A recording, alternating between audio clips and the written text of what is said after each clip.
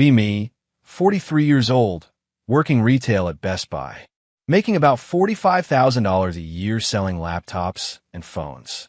Not glamorous, but pays the bills, keeps me grounded. There's something you need to know about me, though. Something I've kept hidden my entire adult life. My grandfather died in 1985, left behind a fortune. Real estate empire he built from nothing. Set up a trust fund for me when I was 2 years old. $40 million, locked until my 45th birthday. I'm 43 right now, 2 years away. Only 3 people knew about this trust. My grandfather before he died, the family attorney, and me. Not my parents, not my friends, nobody. Grandfather's last words to the lawyer. Let him live a real life first. Money at 45, wisdom by then, not before. I've honored that, lived like everyone else. Worked normal jobs, paid rent, bought used cars. Wanted to experience life without the safety net showing. And I wanted to know something important. If I ever got married, would she love me? Or would she love what I'd eventually have? Well, I got my answer. 2021, I met Jessica at a coffee shop downtown Chicago. She was 33, corporate lawyer, sharp as hell. I was 37, working electronics retail. We started talking, hit it off immediately.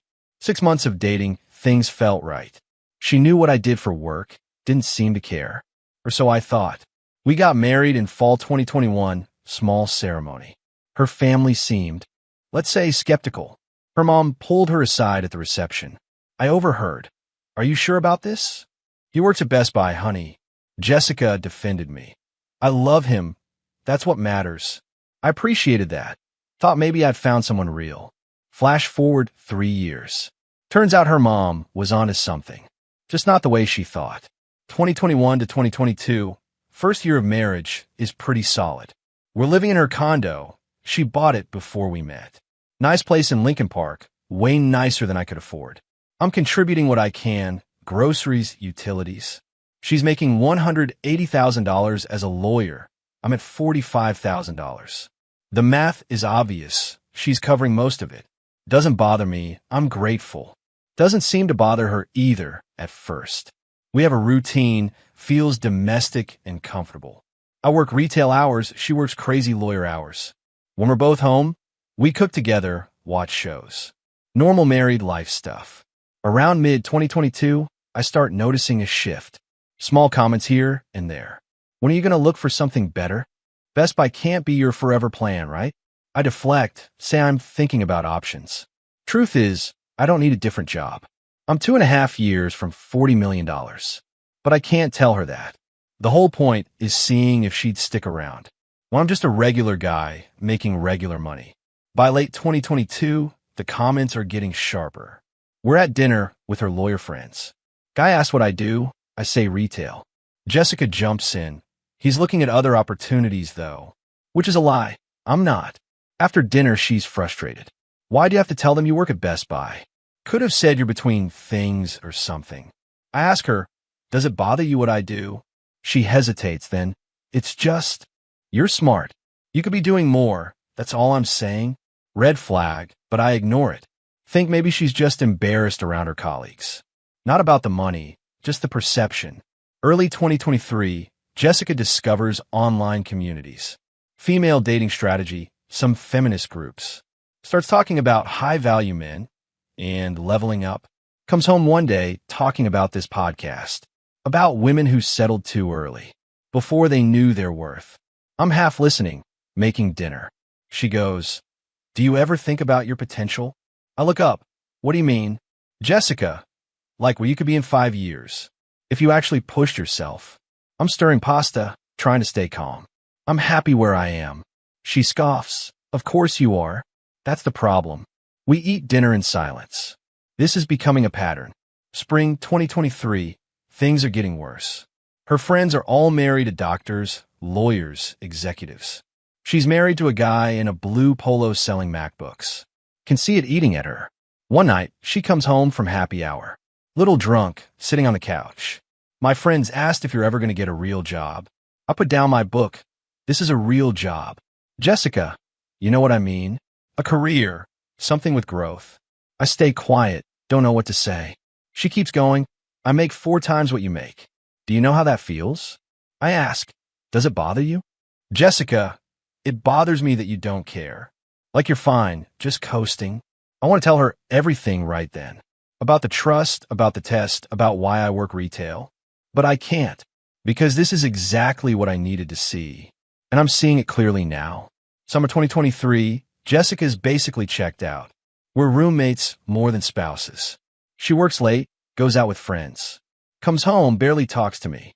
I notice she's on her phone constantly. Instagram, some private accounts I'm not following. One night I ask, everything okay with us? Jessica looks up, define okay. I try. Feels like you're distant lately. She puts her phone down. I'm just realizing some things. Ask what things. Jessica, that I settled. Married you because you were nice. Not because you were going anywhere. That one stings. I respond. So what do you want to do? She's quiet for a minute. Then, I think we should separate. My stomach drops, but I stay composed. You want a divorce? Jessica, I want to figure things out. But yeah, probably August 2023.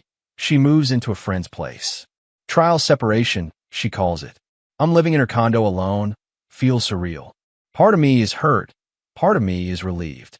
Relieved because now I know. She didn't love me. She loved the idea of who I could become. And when I didn't become that, she bailed. September 2023, Jessica files for divorce. Her lawyer sends papers. She's asking for alimony for $1,000 a month for 5 years. Claims she supported me during the marriage. Wants half the marital assets, which is basically her savings and the condo appreciation. Since I don't have assets, apparently. Her lawyer's argument. She was the breadwinner. I was dependent on her income. She deserves compensation for supporting my lifestyle. I read this and almost laugh. Supporting my lifestyle? If only they knew. October 2023, I hire a lawyer. Guy named Robert. He's 58, been doing divorce law forever. I meet him, show him the papers. He reads through Jessica's demands. Your wife makes $180,000 and wants alimony from you. What do you make? I tell him, $45,000 retail. Robert looks confused. This doesn't make sense. She out-earns you 4-1. I lean back. There's something you should know. Pull out the trust documents. Hand them across the desk. Robert starts reading. Eyes get wider. This is a $40 million trust fund. In your name, established 1985. I nod. Activates when I turn 45. 2 years from now. Robert, does your wife know about this? Nobody knows. Robert sits back. Why not? I explain the whole thing. Grandfather's instructions. Living a normal life. Testing if someone would love me without money. Robert's quiet, processing. Then, so she's divorcing you thinking you're broke. Me? Exactly. Robert. And she wants alimony from a guy with a $40 million trust. I smile. She has no idea. Robert grins. Oh, this is going to be fun. He asks, when do you want to reveal it? I think about it. In court, during trial. Let her lawyer make their whole case first. Then we present the trust. Robert loves it. Maximum impact. But we need to disclose during discovery. Can't hide assets. I agree. Do it right before trial. Give them just enough time to panic. November 2023, January 2024, discovery phase. Jessica's lawyer requests financial documents. I provide everything from my retail job. Pay stubs showing $45,000. Checking account with $8,000. No investments, no property, no retirement accounts. Her lawyer probably thinks this is a slam dunk. Poor guy married to rich lawyer. Clearly he needs alimony. Wait, no. Rich woman married to poor guy. She deserves compensation. Whatever the argument is, they think they're winning. Meanwhile, Robert is preparing our counter. Gets the trust documents certified. Statements from the family attorney who manages it. Proof it's a separate asset, established before marriage. Proof I never accessed it, never told her about it. January 2024, Robert files our disclosure. Trust fund documents included. We're required to disclose, so we do. But we time it perfectly. 2 weeks before trial. Jessica's lawyer gets the documents. I imagine the phone call. Robert tells me her lawyer called him, sounded panicked. Your client has a $40 million trust fund. Why didn't you disclose this earlier? Robert, we just did. Well, within legal time frame. Is there a problem? Her lawyer. We need to discuss settlement. Robert, my client isn't interested. See you in court. Mid-January 2024. I'm curious what Jessica's thinking. Mutual friend tells me she's been posting online. Not on her main Instagram, some private account. Friend sent me screenshots. I can't believe it. Private account, 400 followers, all women. Username something like @levelingup_Jess. Post from the past year, documenting everything. August 2023 post. Finally leaving my low-value ex. Wasted 3 years on a man with no ambition. Never again, ladies. Know your worth. September post. Divorce filed. Time to find a real partner. Someone who matches my energy and income. October post with a photo of some guy. Dinner with DR. Somebody. Finally dating a professional. November post. My ex really thought I'd stay. While he sold phones at Best Buy forever. Embarrassing. December post. Court in January. Gonna get alimony from the man who never provided. Watch me finesse this. I show these to Robert. His eyes light up. This is perfect. Shows she's not divorcing due to irreconcilable differences. She's divorcing because she thinks you're beneath her. Robert, can we use these in court? Friend who sent them. Account private, but I screenshot everything. Robert, screenshots are admissible. This shows her true motivation. I ask, will this matter though? Robert, it shows she's been planning this, and that her alimony request is punitive, not need-based. She makes plenty, doesn't need support. She just wants to punish you for not being wealthy. I smile. Little does she know. Late January 2024, trial day arrives. Cook County Courthouse, Family Court Division. I'm sitting with Robert, feeling surprisingly calm. Jessica walks in with her lawyer, won't look at me. She's dressed sharp, full lawyer mode. Judge is a woman, late 50s, seen it all expression. Jessica's lawyer goes first. Presents the case. My client is a successful attorney. Married the respondent believing he had potential. Instead, he remained in a low-wage retail position. She supported the household financially. Now she's seeking modest alimony as compensation. Modest for $1,000 a month for 5 years. That's $240,000 total. Her lawyer continues. The respondent earns $45,000 annually. My client earns $180,000. Despite this disparity, she contributed disproportionately. She deserves recognition for her support. They present evidence. Mortgage statements showing her payments. Credit card bills showing her covering expenses. Makes it look like she funded my life. Judge asks me, did you contribute to household expenses? I respond, yes, Your Honor. I paid groceries, utilities, what I could afford. Jessica's lawyer, a fraction of the actual costs. Judge notes this, moves on. Jessica takes the stand. Her lawyer asks about our marriage. Jessica, I loved him, thought he'd grow, but he never wanted more for himself. I felt like I was carrying the relationship financially. Her lawyer, did this cause strain? Jessica, immense strain. I was embarrassed to tell my colleagues what he did. It affected my professional reputation. I'm sitting there thinking, here we go. This is the moment. Robert stands for cross-examination. Asks Jessica, you were embarrassed by your husband's profession? Jessica, it wasn't about embarrassment. Robert, but you just said you were embarrassed. Jessica, I meant, it was difficult. Robert, difficult how? Jessica fumbles, financially, emotionally. Robert, you make $180,000 annually, correct? Jessica, yes. Robert, you owned your condo before marriage? Jessica, yes. Robert, so financially, you were stable. Jessica, but he didn't contribute equally. Robert, did you expect him to contribute equally when you out-earned him 4-1? Jessica, I expected him to try to do better. Robert, better meaning what? Jessica, get a career, not just a job. Robert pulls out printed screenshots. Your Honor, I'd like to enter these into evidence. Hands copies to the judge and Jessica's lawyer. Jessica's face goes pale. She knows what they are. Robert.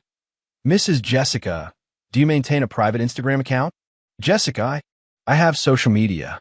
Robert. Under the username at levelingup_Jess. Jessica's lawyer objects. Relevance. Judge, I'll allow it. Let's see where this goes. Robert shows the posts. Reads them aloud in court. Finally leaving my low-value ex. Wasted 3 years on a man with no ambition. Jessica's face is red. Robert, these are your words? Jessica, that was private, venting to friends. Robert, but they represent your true feelings? Jessica, I was angry. Robert, angry that he worked retail? Jessica, angry that he settled for it. Robert, what if he wasn't settling? Jessica looks confused. What? Robert turns to the judge. Your Honor, I'd like to call my client to testify. I take the stand. Robert asks standard questions first. Name, occupation, how long married? Then, can you tell the court about your financial situation? I explain, I make $45,000 a year at Best Buy. Robert, any other sources of income? Not currently, no. Robert, any assets your wife wasn't aware of? Me? Yes. Jessica's lawyer sits up straight. Robert, can you describe these assets? I take a breath. My grandfather established a trust fund for me in 1985. When I was 2 years old, the trust is valued at $40 million. Courtroom goes silent. Jessica's mouth actually drops open. Her lawyer looks like he's been slapped. Judge leans forward. $40 million? Me? Yes, Your Honor. Judge, and your wife didn't know about this? Me? No one knew, Your Honor, except the family attorney who manages it. Judge, why keep it secret? I look at Jessica. My grandfather's instructions were clear. Live a normal life until age 45. He wanted me to understand work, understand people, not grow up entitled. Judge, and you kept this from your wife because... Me? I want to know if she loved me, or if she loved what I'd have. Jessica's lawyer is scrambling through papers. Robert presents the trust documents. Certified statements, lawyer affidavits, everything. Judge reviews them carefully. Jessica is staring at me like I'm a stranger. Judge, this trust was established before your marriage? Me, yes, Your Honor, 1985. Judge, and it activates when? Me, my 45th birthday, 2028. Judge, so it's separate property, not marital asset. Robert, correct, Your Honor. Jessica's lawyer finally speaks. Your Honor, we need recess. Judge, I bet you do. We'll reconvene in 1 hour. Recess. I'm in the hallway with Robert. He's grinning. That went better than expected. I'm still processing it all. Through the courtroom door, I hear raised voices. Jessica and her lawyer arguing. Can't make out words, but the tone is clear. Hour later, we're back in session. Jessica looks like she's been crying. Her lawyer stands. Your Honor, we'd like to amend our requests. Judge, I'm sure you would.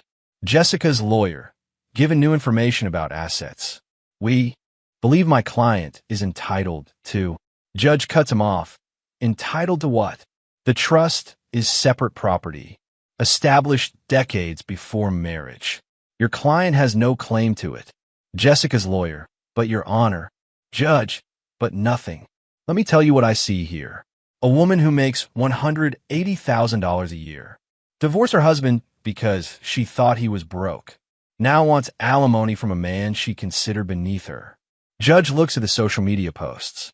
These posts show this wasn't about irreconcilable differences. This was about financial dissatisfaction. Jessica's lawyer tries. Those were private thoughts. Judge, private thoughts that became evidence, showing your client's true motivation. Judge turns to Jessica. You wanted to divorce him when you thought he was poor. Now you want his money when you know he's rich. That's not how this works. Judge rules. Divorce is granted. No alimony. Petitioner makes sufficient income.